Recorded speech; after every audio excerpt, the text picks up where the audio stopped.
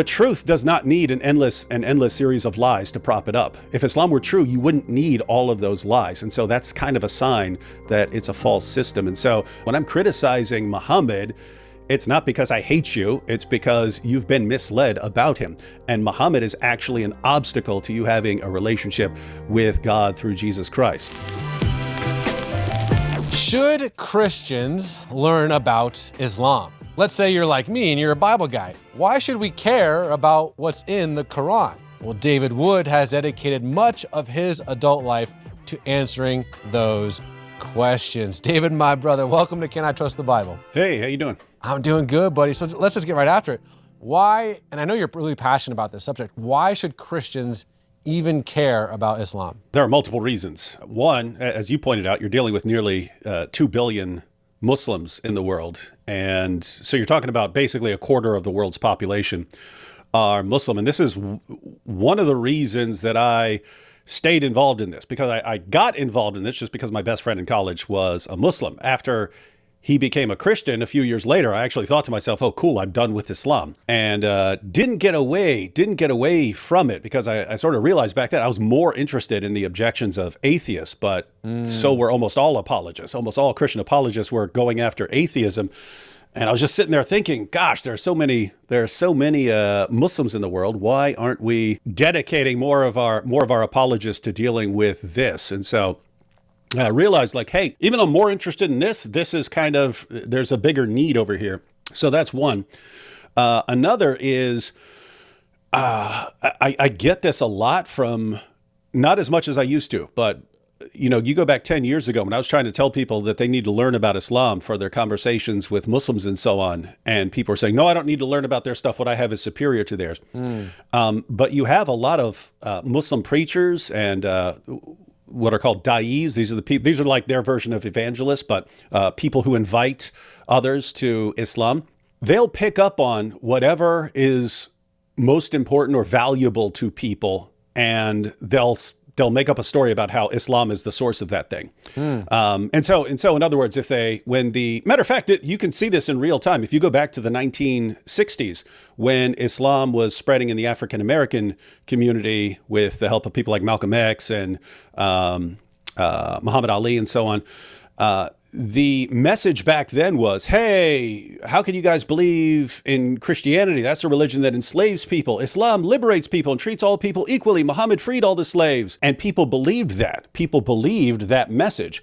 It was completely false. It was completely false. Muhammad, the prophet of Islam, bought, owned, sold, and traded black African slaves.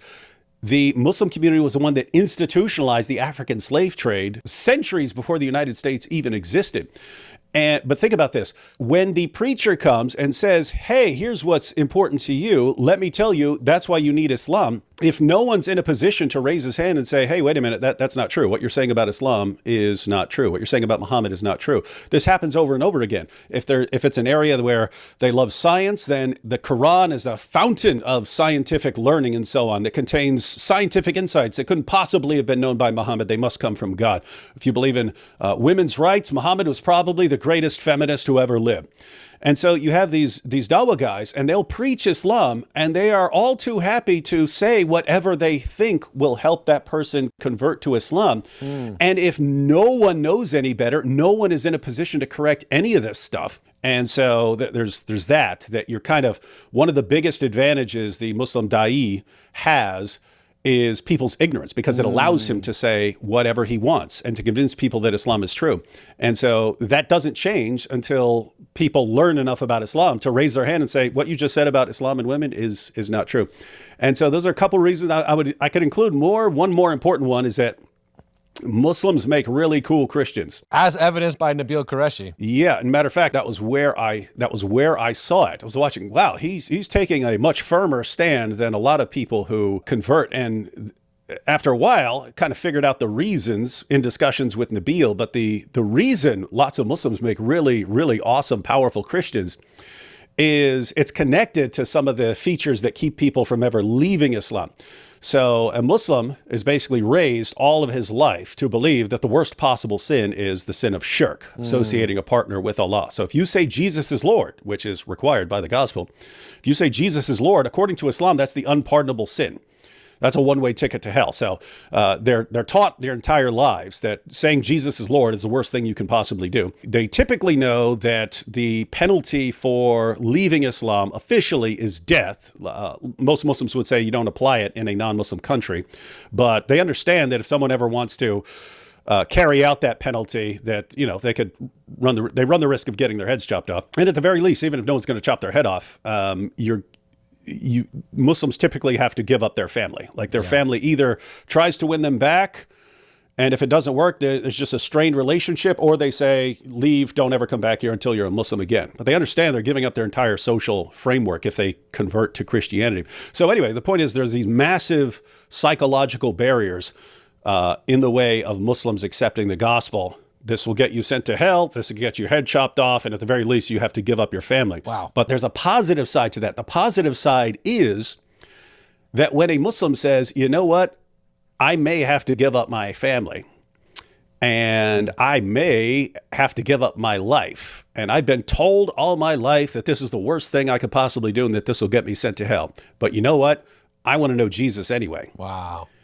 That's someone who will lay down his life for Jesus, right? He's already been willing to give up everything else. Oof. And so that's why you're not going to be able to shake that person later on. Wow, that is so insightful, my brother. Now, I want to get into more details of the Quran and what the Islamic faith actually teaches, but I want to ask you this question. Even before we got started, you're like, hey, don't share where I live, because at the end of the day, like, you are touching on a very, very, very landminey subject, which is the idea of confronting what Islam teaches. And I've watched a ton of your videos over the years, and what you don't find often, you do find people calling you all sorts of names and threats, all this stuff, but you don't necessarily find a lot of people dissecting what you said about Islam, in the sense that you're just quoting surah this, whatever, this is what it says in the hadiths, this is what Muhammad's life looked like in the hadiths. You're quoting Islamic tradition and then expanding on it. So my question is, why are you doing this? In the sense that, like, you can't be just a normal dude who goes about their day and doesn't think about the fact that you are, for lack of a better words, poking in the hornet's nest. You're doing it. A lot of people, most people, almost all people, even Bible believers, would be kind of terrified simply to resuscitate what the hadith and the Quran say, but you do it openly, brazenly on YouTube. Why do you, David Wood, do what you do? I believe in divine purpose behind where we are in history right now. That so if you go back 20 years, we were getting the statistics on just population growth rates in the Muslim world. And Muslims had the fastest growth rate, not from conversions, but from just high birth rates in Muslim countries. And so they were predicting that, by the year 2050, this European nation is going to be Muslim majority. By 2060, this European nation is going to be Muslim majority, and so on. And it was presented as this is all just straightforward math. And so it was looking like, oh, this is really, it's inevitable. It's inevitable. And I look at that, and at the same time this is about to happen, at the same time we're being told Islam is inevitably going to take over large sections of Europe and so on. All of a sudden, at that exact same time, for the first time in history, we get open access to Muslim sources. When I talk about back in the 1960s, if a Muslim preacher was making things up and how Muhammad liberated all the slaves and so on, how would a person in the 1960s be able to even respond to that? You have to have the hadiths. They hadn't even been translated yet. You didn't have access to them. No one was in a position to refute something that's being made up. All of a sudden, in the 1980s and 1990s, we start getting their sources translated and so on. And now we all have open access to it. And you can get open access to all their main sources online. So we're the first generation that's in a position to respond to things that are being made up to make Islam sound really good. So we're that first generation. We're also the first generation that gets open access to Muslims around the world. I mean, for 14 centuries, Muslim leaders have been able to keep their people pretty insulated, right? A Muslim would spend his entire life without ever hearing Islam criticized. He'd spend his entire life without hearing a serious presentation of the gospel. And if you wanted to reach Muslims with the gospel, you had to go to a Muslim country, and you had a pretty good chance of getting your head chopped off if you were at all successful. Whereas now, I mean, we're in a time where I could right now, while we're sitting here, if I wanted to, I could grab my phone and start talking to a Muslim in Saudi Arabia on Facebook or something, right? So that's something that's massively changed, that now Muslim leaders cannot keep their people completely insulated and isolated. We have open access to Muslims in Pakistan and Saudi Arabia and Iran and so on. So I look at this and I say, we're the first generation that has open access to their sources, open access to Muslims around the world. We got Muslims who've come here, and yet we're told that, oh, inevitably in 5 or 6 decades, Islam takes over. And I'm thinking, wait, we just got everything we need to reach Muslims with the gospel around the world right now? Right when we're told it's inevitable? I look at this and I go, my goodness, the Lord has delivered that ideology into our hands. Wow. So I look at this as like really good times. And as far as criticizing Islam, that was something that I saw with Nabil, because, I mean, we were having discussions for about 4 years. And for the first 2.5 of those, we focused almost entirely on Christian topics: the death of Jesus, the resurrection, Jesus as Son of God, the Trinity, the reliability of the New Testament. We were focused on studying those issues. Eventually, he was giving me arguments for Islam that forced me to actually go look up what's in the Muslim sources. So he's talking about scientific miracles of Muhammad's claims in the hadiths and so on. So I would go out and buy these collections. I would buy these collections so I could look up the passage. And then I would look up the passage and I would go, whoa, that's not what it says. That's not what it says. But I would keep reading and I would go, hey, look at this. This is completely wrong. And this is some really messed up stuff. And I would go back to him and I would say, hey, you pointed this out. Keep in mind, he wasn't being deceptive. He had read this in an Muslim apologetics book, or heard this from a Muslim speaker or something like that. But I would actually look it up, and then I was able to go back to him and say, hey, you said that Muhammad said this and that it's miraculous. Let's go ahead and read this a little more carefully. And let's read a couple passages later. Look at this. This is really, really bad stuff here.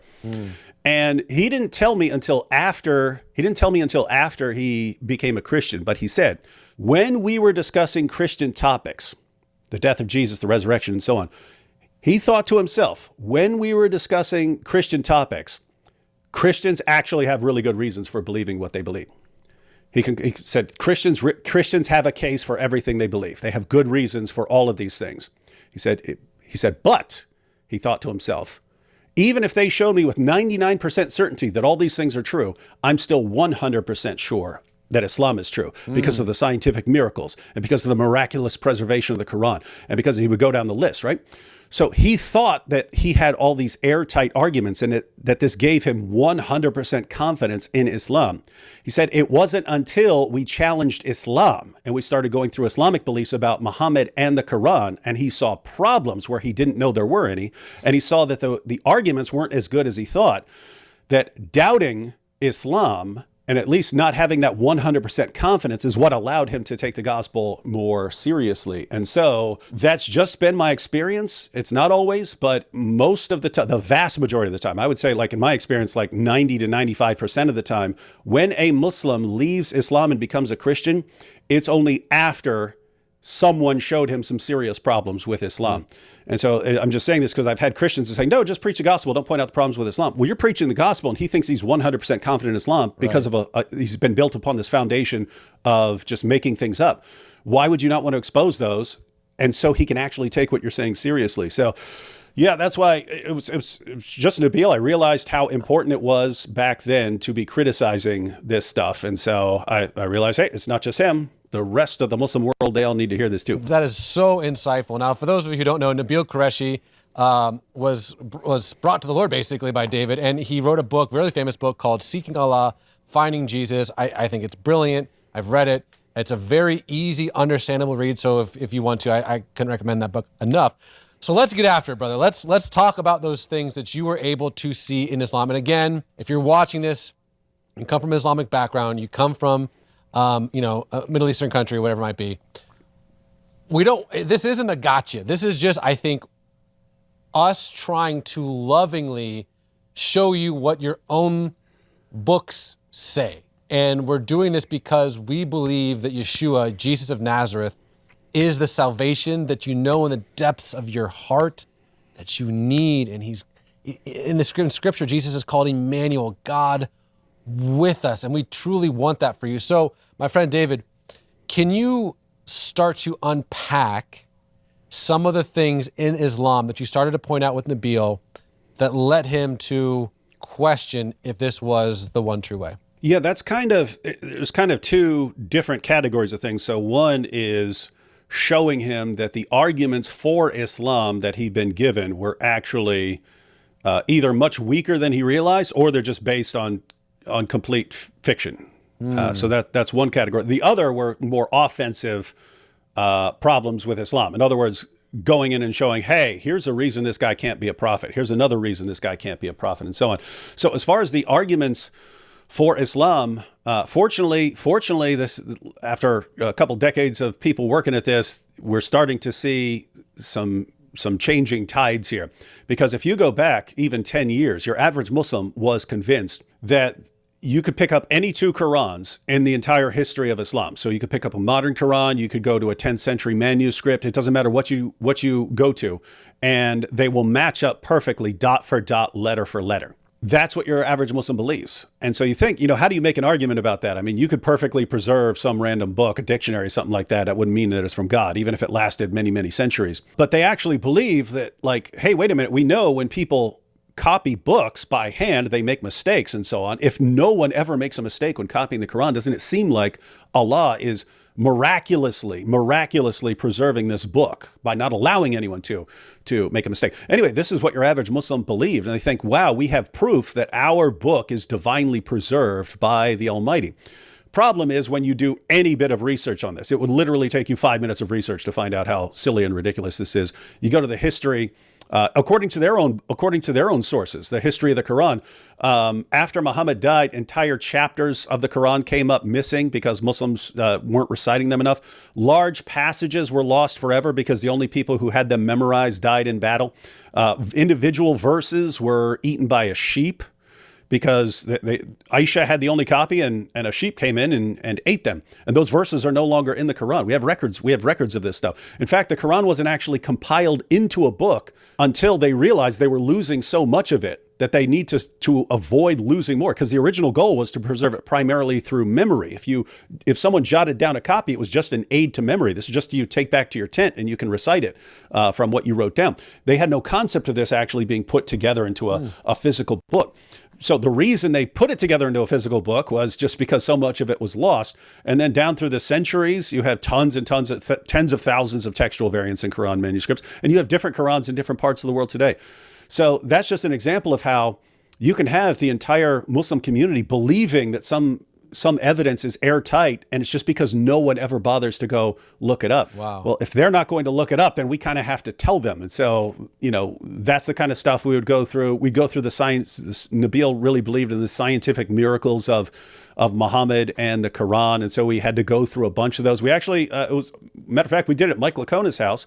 Nabil gave a full presentation on scientific miracles of Muhammad, and then we all responded to it and so on. So we're going through things like that. And then on the issue of Muhammad, whether he's a prophet, there are all sorts of interesting issues there. I'll just say for Nabil, the one that really, really bothered him was, and it's another situation where he didn't admit this at the time. He told me after he became a Christian that this was really bothering him. So I was pointing out things like one of Muhammad's wives was a 6-year-old girl. He consummated the marriage when she was 9. So I pointed that out to him. Nabil didn't seem to have a problem with that. It was when we were talking about some of these battles where they would go in and take the captives, and they were told by Muhammad and by Allah that they can take these married women, their husbands are still there, they capture them both, and they can take them back. They weren't required to marry these women, they just become their sex slaves and so on. And Nabil, he acted like this didn't bother him at all. He told me later it was really bothering him. He was thinking, like, what if this were my mother and sister, and Muslims came to town and just were able to take them back and do whatever they want to them and keep them as their sex slaves their entire lives. That's the greatest moral example for us, Muhammad, and he was doing this because Muhammad would do that too. So he had a problem with that. And so it was that actually was starting to bother him, because Lots of Muslims are never told these things. Islam has been kind of sanitized by their leaders for them. And so they believe this rosy picture of Muhammad, who's just this perfect guy who never did anything wrong, and he's so great. And if you just look at his life, you'll just see this is the most wonderful guy who ever lived. And you start looking into it, and what are you talking about? This is a guy who, again, had sex with a 9-year-old girl.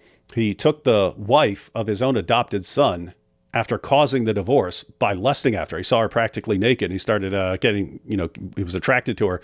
The son divorced her, the adopted son divorced her just so that Muhammad could have her.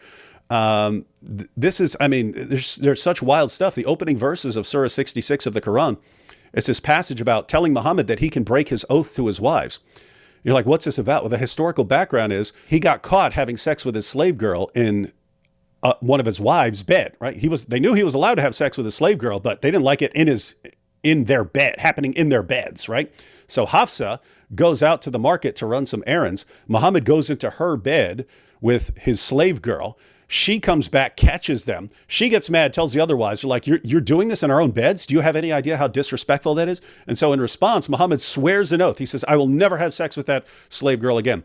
And then you get the opening verses of Surah 66, which is Allah responding to Muhammad, I didn't tell you to take that oath. And he tells him it's okay to break his oath. So Muhammad went back to, after swearing an oath to Allah, to his wives, I will never be with that woman again. He then goes back and says Allah told him to do it. So there are all these issues where you look at it and you go, something's not right. Something's not right about this guy here. Wow. And when you're talking to Muslims, if you're talking to Muslims, most of this back then, no Muslim you would talk to had any clue about any of this. Now lots of Muslims are familiar with Muhammad and Aisha because lots of critics kept bringing it up for the past couple decades. So now they're becoming aware of that. But your average Muslim, there's still so much about his prophet and his book that he doesn't know, that if you learn some of that and you share it with him, you're going to be the first person he's hearing this from. Wow. And you're looking for this kind of light switch moment. I've seen it over and over and over again when the light switch flips. It's like this moment when they realize, wait a minute, I've been a Muslim all my life, in the mosque all my life. I've never heard any of this. Why am I hearing all this stuff from a Christian? Why am I not hearing it from them? Why am I hearing the truth about Muhammad from Christians, and I'm not hearing it from my leaders? And there's this light switch moment where the light goes on and they think, maybe I can't trust what they've been telling me all my life. Maybe I need to investigate this for myself. And as soon as they say, I need to investigate this for myself, that's someone who's on his way out of Islam. Wow. That is, wow. First off, wow. I think the fact that you know so much, and again, what you're doing is you're just quoting. I think that's a huge thing, is you're not pulling out arguments from some professor. You're simply quoting the Quran and the Hadith. And like you're saying, most people didn't know this, that it was in there. And I think that's what's startling for a lot of us. Mm-hmm. Here's a question I have for you. In Scripture, in the New Testament, God calls us the children of God. Jesus says, I no longer call you servants, I call you friends. Mm-hmm. What is the ultimate relationship a human being can have with Allah? The only relationship the Quran says that no one comes to Allah as anything other than a slave. So the greatest prophet, the lowliest, anything, it doesn't matter. We all come before Allah as slaves, and you're either a good slave or you're a bad slave. And that's actually connected to so much more. That's connected to ethics in Islam versus ethics in Christianity. You know this. If you have a child, you sort of automatically love the child. The baby does not have to earn your love. You don't sit there and say, hey, my son was just born. Let me wait till he grows up and then I'll figure out if I love him or not based on how good he's being. Right. No, you automatically love your son. And so in Christianity, if we are loved by God, and we're children of God, and God is our heavenly Father, that's describing a different kind of relationship where we're even told that God first loved us. We didn't start this. God first loved us. In Islam, it's flipped. Because we are nothing but slaves to Allah. Keep in mind, if you were to buy a slave, you wouldn't automatically love that slave. You would find out. You might come to love a slave. You might say, oh, wow, this slave's been with me 20 years. He's been so good.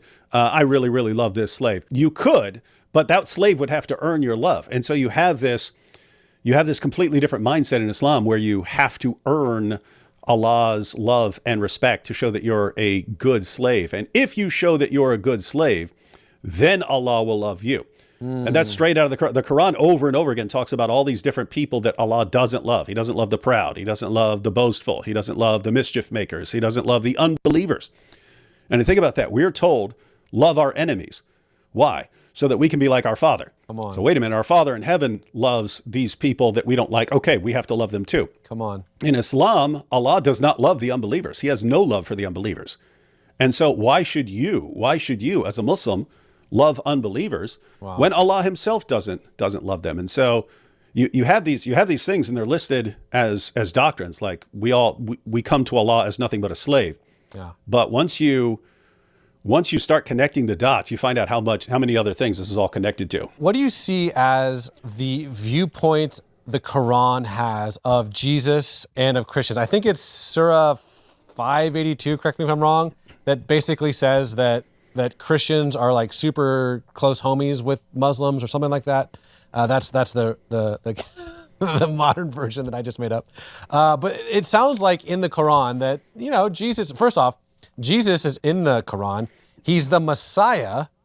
He was born of a Virgin Mary. He did miracles. What would you say is the ultimate opinion of Christianity from an Islamic standpoint? Yeah, so you have a couple of things there.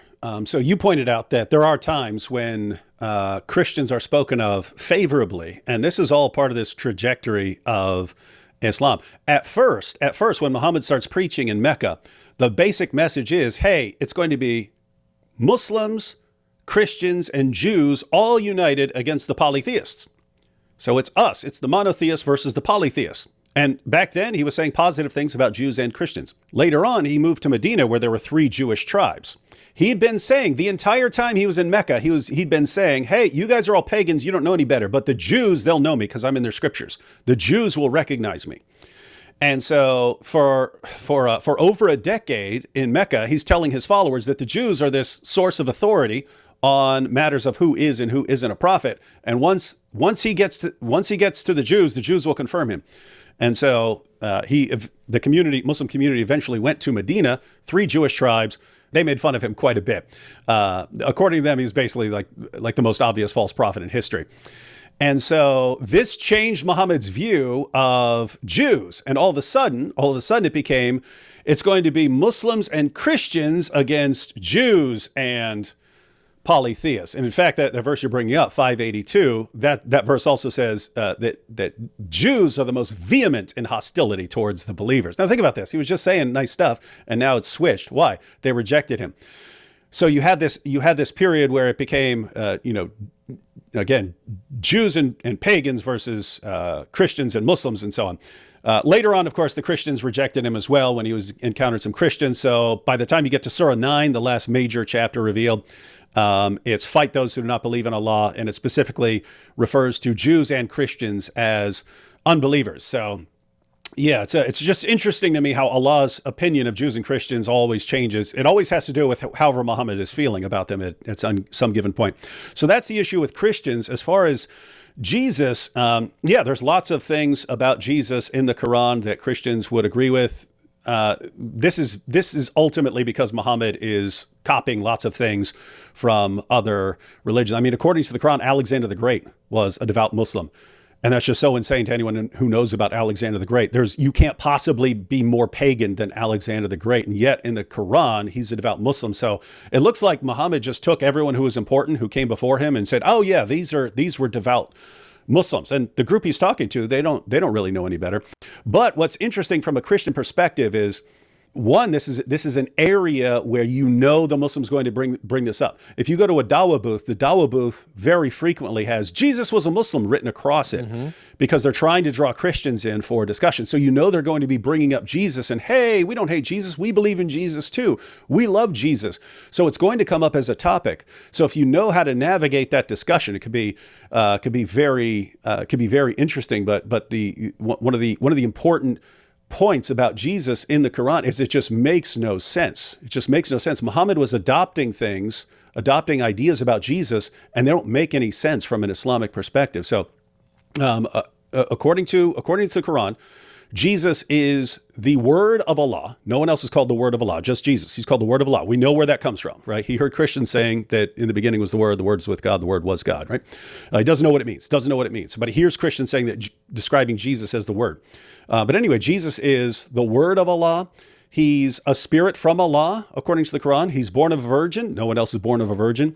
He lives the most miraculous life in history. Muhammad is told that he has no miracles except for the Quran. He's the Messiah. He's all these things. He even in the Quran creates as Allah creates. Allah creates a man, Adam, out of clay and breathes into him, and then Adam becomes man. But Jesus does the same thing in the Quran. He creates clay birds and breathes into them and and gives them life. And it's like, why is Jesus creating in the same way Allah creates? And the Quran will say, oh, he does it by Allah's permission. It's like, wait, why is Allah having this guy do these things that are making people around him think that he's God? And so you look at this and say, you can ask your Muslim friend, you say, hey, explain to me why Jesus is so unique, even in Islam, not just in Christianity, even in Islam. Why is he the one who's the word of Allah? Why is he the one who has the most miraculous life? Why is he the one who's born of a virgin? Why is he the only one who's sinless? Why? Why is he so unique? And there's no Muslim answer. It's just, well, Allah knows best. And so what you actually want to do is go through that, get the Muslim to realize, yeah, there's no real reason to make Jesus so radically special in Islam. There's a reason for him to be radically special in Christianity. Why is he so radically special in Islam? And you move this into a discussion was, well, can you blame us? Can you blame us for thinking that Jesus is this special figure when even according to your religion, he's that special? You know, you eventually want to get into comparing Jesus and Muhammad and to pointing out the areas that the Quran denies, because here's the ultimate takeaway. Jesus comes and he's preaching. And then you get to the book of Acts and you see, he's just spent 3 years with his disciples, teaching them all kinds of things. But when they go out and preach in the book of Acts, you see over and over again what they regard as the gospel. It's a message about Jesus' death for sins, his resurrection, and his divine nature. So he died on the cross for sins. He rose from the dead. He's Lord. They emphasize that wherever they want. And so we're also told in the Bible that false prophets and false teachers are going to come. What are they going to do? They're going to lead people away from the truth of that message.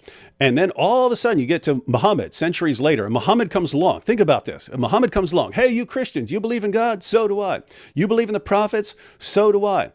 About Jesus, you believe that he's the word of God? So do I. You believe that he's born of a virgin? So do I. You believe that he performed all these miracles? So do I. You believe that he's sinless? So do I. You believe that he's the Messiah? So do I. We agree on all these things. We agree on pretty much everything except these 3 little things. 1, he didn't die on the cross for sins. 2, he didn't rise from the dead. And 3, he's not Lord. Now, if we could just get past that, then we're good to go.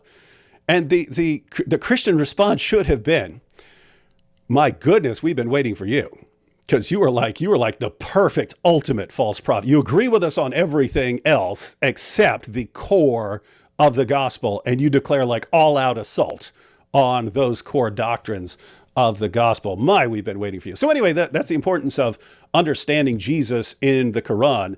You can actually respond to Muslim objections about that, but you can actually show them some of the problems with their own system. David, that is so unbelievably helpful. You are, just incredible the way you're able to just dissect such heady things and make it so easy to process.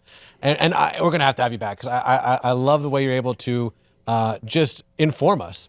But I do one last question before we let you go this time, which is this. Let's say we have someone like Nabil used to be, someone watching this, and they're a Muslim, or they live in the Middle East, or they're studying Islam, whatever it might be. And honestly, they're a little scared to be watching this. One, because as we've talked about on many episodes of Can I Trust the Bible, in Islam, it is so interwoven with their identity, with respecting their family, with not bringing dishonor, that to even think about leaving Islam would be catastrophic, and is catastrophic in a lot of ways. But they're here, they're watching this channel, they're watching this show, they're watching you, and something tugging at them, I would call that the Holy Spirit, is making them think. And you have this platform, you have this microphone for a couple more minutes. David, what would you say to someone watching this exact episode who's clicked on and they see you? Yeah, the first thing would be lots of Muslims think that if you criticize their beliefs or something, you're attacking them because you hate them. And I mean, there may be people who just, no, there are people who just hate Muslims and so on. When we criticize your beliefs and we share the gospel with you, it's not out of hatred. If I didn't love you Muslims, I'd just let you go on serving the most obvious false prophet in history for the rest of your life. I mean, what worse thing can I possibly do? So when we are criticizing Muhammad and the Quran, it's not because I look at you and I go, oh, I hate this person. It's because I look at you and I go, oh, this person has been led astray his entire life. I mean, he's been told by his sheikhs and imams that all these things about Muhammad are true and that he needs to dedicate his entire life to this 7th century Arabian caravan robber. It's like, no, you're made for something. You're made in the image of God. You're made for something better than that. So when I'm criticizing Muhammad, it's not because I hate you, it's because you've been misled about him.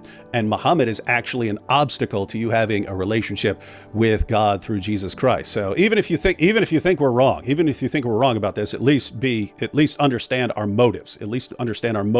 We have your best interest. In mind. With that said, as far as the arguments that are used for Islam, the same arguments that you Muslims are told by your leaders about the scientific miracles and the perfect preservation, all these things about Muhammad, his character is so great. My goodness, how do you listen to that and it never crosses your mind to do any bit of research about it? I mean, any argument that I'm listening to from anyone, my first instinct is to say, okay, let me go look this up. Let me go look this up and see if I can flesh this out and see if the evidence actually does support this. Somehow in Islam, it's here's all the evidence, but don't ever question it. No, if you just research these things, like seriously, you find out that the people who are telling you all these reasons Islam is true, they have no problem deceiving you. And there's a reason. I've tried to figure this out about the Dawah guys. That the best I can understand them is they believe that it's actually good. In other words, if I lie to you for your entire life, but it keeps you believing in Islam and you go to heaven, have I harmed you by lying to you all your life? That's their mentality. Whereas our mentality is, the truth does not need an endless series of lies to prop it up. If Islam were true, you wouldn't need all of those lies. And so that's kind of a sign that it's a false system. And so I would encourage every Muslim watching, when your leaders are telling you something, you can ask them, hey, I want to see this. I want to see this evidence for myself. Look it up. Try to look at it from the perspective of someone who's actually seriously investigating this. And then start asking yourself why Jesus is always so different, even in Islam. Start trying to figure out and understand why the Quran affirms the inspiration and the preservation and the authority of the Bible, which you believe is corrupted. Your God and your prophet affirm it, and you believe it's corrupted. Why? Because your leaders told you that's what the Quran says. Look that up. Look up what the Quran actually says about the Bible. Then ask yourself, why are they making this up? Why is the Quran pointing me to the scriptures of the Jews and Christians? Why is the Quran pointing me to Jesus? Why does the Quran have all these problems? And then just look into that and see where it goes. And if you're sincere, I know where you're going. David Wood, my brother, thank you so very much. We're going to have you back on. That was incredible. Thanks again, my friend.